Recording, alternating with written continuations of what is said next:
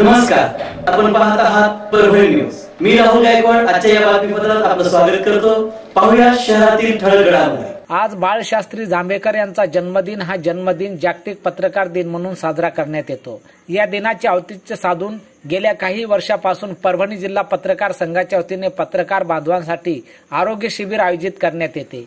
आज परभणी शहरातील सूर्य हॉस्पिटलमध्ये पत्रकार बांधवांसाठी आरोग्य शिबिर घेण्यात आले। या शिबिराला सत्कार मूर्ती म्हणून डॉक्टर अनिल काने, कार्यक्रमाचे उद्घाटक शिवानंद टाकसाळे हे होते। विनीत म्हणून doctor Pravin Sanghave, doctor Sandeep Kala, doctor Amitabh Kadtan, doctor Sanjay Khillare, doctor Varsha Khillare, doctor Imran Hashmi, doctor Parmeshwar Salve, doctor Ashok Ban, doctor Shahbaz Deshmukh हे होते। यावेळी या पत्रकार बांधवांसाठी ठेवण्यात आलेल्या आरोग्य शिबिरात संबोधित करताना शिवानंद टाकसाळे म्हणाले की पत्रकार हा लोकशाहीचा एक मजबूत आधार स्तंभ आहे। बातमी मागे आणि पुढे पळताना स्वतःच्या आरोग्याकडे लक्ष देता येत नाही, करिता पत्रकार बांधवांनी आपल्या आरोग्याकडे लक्ष द्यावे आणि माणसांनी समकालीन माणसावर प्रेम करावे, जेणेकरून त्या व्यक्तीबद्दल एक आदराची भावना निर्माण होईल। या आरोग्य शिबिराचे आयोजन परभणी जिल्हा पत्रकार संघाचे अध्यक्ष प्राध्यापक सुरेश नाईकवाडे, प्रभू दिपके यांच्या पुढाकाराच्या वतीने घेण्यात आले। यावेळी मोठ्या संख्येने पत्रकार बांधवांनी आपल्या आरोग्य तपासणी करून घेतली आहे।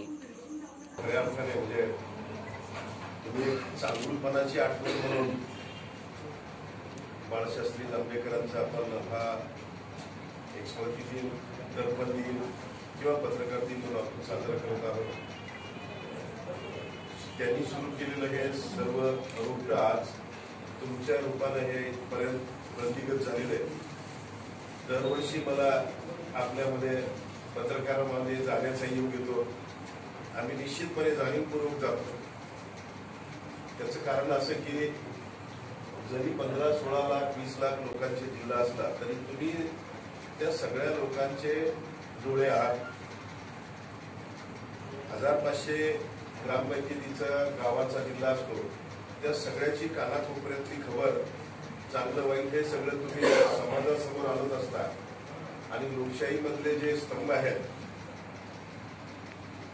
लोकप्रतिनिधी असो, प्रशासन असो, समाज असो, या सगळ्यामध्ये तुम्ही जी महत्वाची भूमिका बजावत असता, याला खऱ्या अर्थाने महत्वाचं स्थान आहे। आणि ही सुरुवात बाळशास्त्री जांभेकरांपासून सुरुवात झाली। महाराष्ट्रामध्ये म्हणता येईल ज्याचं भारतामध्ये सगळीकडे आज प्रसार प्रचार।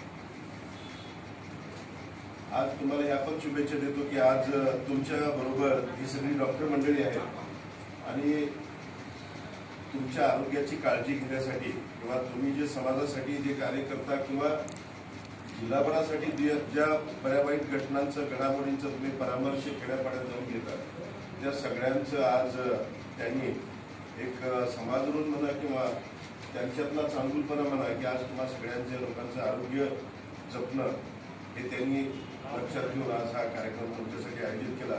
मी त्यांचे पण आभार मानतो। मी आपल्याला या दर्पण दिनाच्या निमित्ताने एवढंच सांगेन की हजारो वर्षापासून, लाखो वर्षापासून लोक म्हणतात की पृथ्वी चालू आहे, त्याला प्रचंड इतिहास आहे म्हणतात, काही लाखो वर्ष, काही हजारो वर्ष, काही असेल मला माहिती नाही।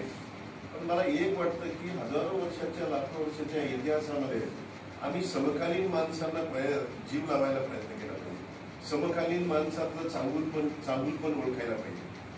आणि चांगुलपण जर ओळखत आपण जगलो तर आपल्याला जीवनाचं महत्व कळेल की पृथ्वीवर प्रचंड सजीव आहे, त्यातला मानव हा बुद्धिवादी सजीव आहे, ज्याला कल्पनाशक्ती, ज्याला मनशक्ती आहे, बुद्धी आहे, स्मरणशक्ती आहे, प्रेम आहे, स्नेह आहे।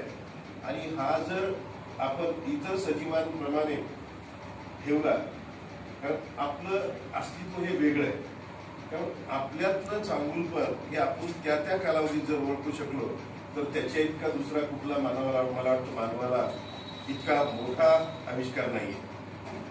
अन्यथा आपल्याकडे अवस्था अशी असते की 700 वर्षानंतर आपल्याला कळतं की नाही, संत चोखामेळा सुद्धा माझ्या समाजातला इतका मोठा संत होता, तो गावाच्या खुशीला जरी राहिला तरी त्याच्यातलं मोठेपण डोंगरा एवढं होतं।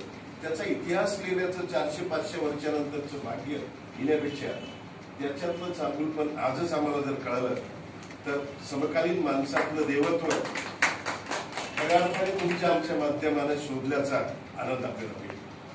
आंबेडकरांवरचा इतिहास परत 100 वर्षांनी लिहिण्यापेक्षा त्याच कालावधीत जर कळालं की हे लेकरू जगाला शिकवून देणार आहे, जगाला शाळा देणार आहे आणि त्याच्या मार्फत गल्लोगल्ली ते आम्हाला दिसणार आहे. 300 वर्षानंतर शिवाजी महाराजांचं महत्व कळत असताना ते कुठल्याच लॉ कॉलेजमध्ये गेले नाही, कोणतंच नैतिकतेचा धडा नव्हता, कुठलंच पुस्तक नव्हतं, कुठलीच वही पेन नव्हती. तरी पण आज 300 वर्षानंतर एक महापुरुष माझ्या देशातला, माझ्या राज्यातला, माझ्या गावातला इतका प्रचंड शक्तिशाली होता आणि त्याचे सवंगडी सुद्धा इतके शक्तिशाली होते की त्यांच्यावर इतिहास लिहिण्याची वेळ आज आपल्यासारख्या लोकांना येऊ नये. त्याच्यासाठी समकालीन माणसावर प्रेम करा, त्यांचं चांगून पण शोधा. मग शिलार मामा असतील 80 वर्षाचे किंवा तुम्ही आलो, हे त्याच्यातला गुडनेस जर बघायचा प्रयत्न केला. बहिणाबाईच्या कविता नंतर 100 वर्षानंतर प्रकाशित करण्यापेक्षा त्याच कालावधीत जर आम्ही बघू शकलो तर त्याचे इतके मोठेपण नाही. म्हणून तुमची हे जे पत्रकारितेचे डोळे आहेत, जी विचारशक्ती आहे, हे चांगून पण शोधण्यातली जी शक्ती आहे आणि त्या समकालीन माणसांना आपण जर बघू शकलो, त्यांच्यातनं चांगून पण शिकू शकलो, समजू शकलो तर ते मला खूप चांगलं वाटतं. मला आता कोणीतरी सांगितलं की तुम्ही कामाची चुनूक दाखवली. मला असं वाटतं की एखादं जनावर जरी आलं जन्माला, जनावर गाय बैल म्हैस, ती जन्मल्यापासून आम्ही तिचा विचार करतो की तिचं कातडं कामाला आलं पाहिजे, मांस कामाला आलं पाहिजे, हाडं कामाला आलं पाहिजे, मेल्यानंतर चावट सुद्धा कामाला आलं पाहिजे, शिंग कामाला आले पाहिजे. इतका सगळा आमचा प्रचंड इकॉनॉमिक आहे. पण मी माणूस आलो, मी या समाजातला आहे, मी इथला आहे, मी इथं शिकलो, मला तुमच्या आमच्या टॅक्स मधून मला इथं शिकवलं गेलं. मग मी इथं आल्यावर माणूस म्हणून राहण्यापेक्षा साहेबगिरीची काय गरज आहे? 70 वर्ष 75 वर्षापूर्वी साहेब आमच्यातून निघून गेले.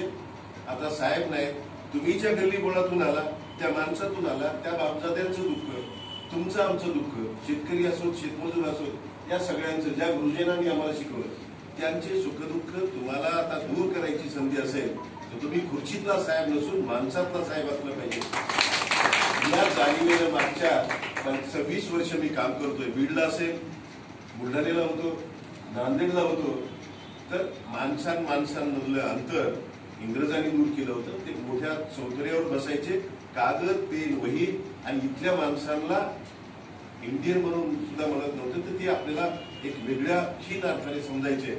मला असं वाटतं की मी जर त्या गल्लीबोळातून आलेलो असेल, मला तुमच्या आमच्या प्रेमाची थाप माझ्या पाठीवर पडलेली असेल, तुमच्याबरोबरचं अन्न मी खाल्लेलं असेल, तुमच्या सगळ्या सहकार्यावर मी इथपर्यंत आलो असेल, वसतिगृह असतील, शाळा असतील, आमची कुंड, त्या सगळ्यांचा मी उत्तरदायी असलो पाहिजे, त्या प्रत्येकाच्या कामाला आलो पाहिजे. आणि जगाच्या बाजारात कधी कधी असं एक चिंतन म्हणून केलं तर असं वाटतं की आज 500 वर्षापूर्वी, 1000 वर्षापूर्वी जे माणसं होते, आज त्यांच्या घरावर कोणी लिहिलं नाही. हे 500वा हा त्याचा वंशज आहे आणि ही जी जमीन होती त्याचा 7 होता. आज आम्हाला 7 जर शोधायचे म्हणले मसूरमध्ये तर खसरा पाणी शोधावं लागतं. खसरा पाण्यावर कुणाचं नाव, नंतर कुणाचं नाव, काहीच नाही. आज कुणीतरी आहे का 700 वर्षापूर्वी किंवा 500 वर्षापूर्वी अमुक अमुक घरातला हा एवढा वंशज आहे? नाही. मित्र, एक हे निसर्ग आहे, निसर्ग मानव जगणं, हे निसर्ग बदलत राहतो. तुम्ही आम्ही प्रवासी आहेत, म्हणून एवढीच विनंती आपल्याला, समकालीन माणसाला असं प्रचंड प्रेम करा की ऑटोमॅटिकली जे सगळं दुःख आपल्यामधलं जे समाजामध्ये दिसतंय ती दूर व्हायचा प्रयत्न करेल. मी आपल्याशी फक्त भाषण देतो याचं नाही, ज्या ज्या ठिकाणी जाईल त्या ठिकाणी माझ्या देशातलं, माझ्या मुलुकमधलं, माझ्या याच्यातल्या सगळ्या गोष्टीवर माझा अभिमान, मला गर्व असतो. आणि त्या झोपडीतला जरी असलो तर त्याच्याशी मी गळाभेट करून त्याच्याबरोबर राहतो. का I like it, it's a passion. हे तसंच बिलॉंगिंग असलं पाहिजे. आता ह्या मुलाचा सत्कार केला, खूप आनंद वाटला. काय तुमचा आमचा श्वास कधी कुठपर्यंत चालेल काय गॅरंटी आहे? काय बॉन्ड लिहिलाय कोणी? हे जिंदगी असं नाही राहू द्या की चल मी येतो तिथं. काय विनोद काकडे नावाचा पुढारीचा मित्र आहे माझा, त्याचे वडील वारले, MGM ला गेले. MGM ला मध्ये 2-4 महिन्यापूर्वी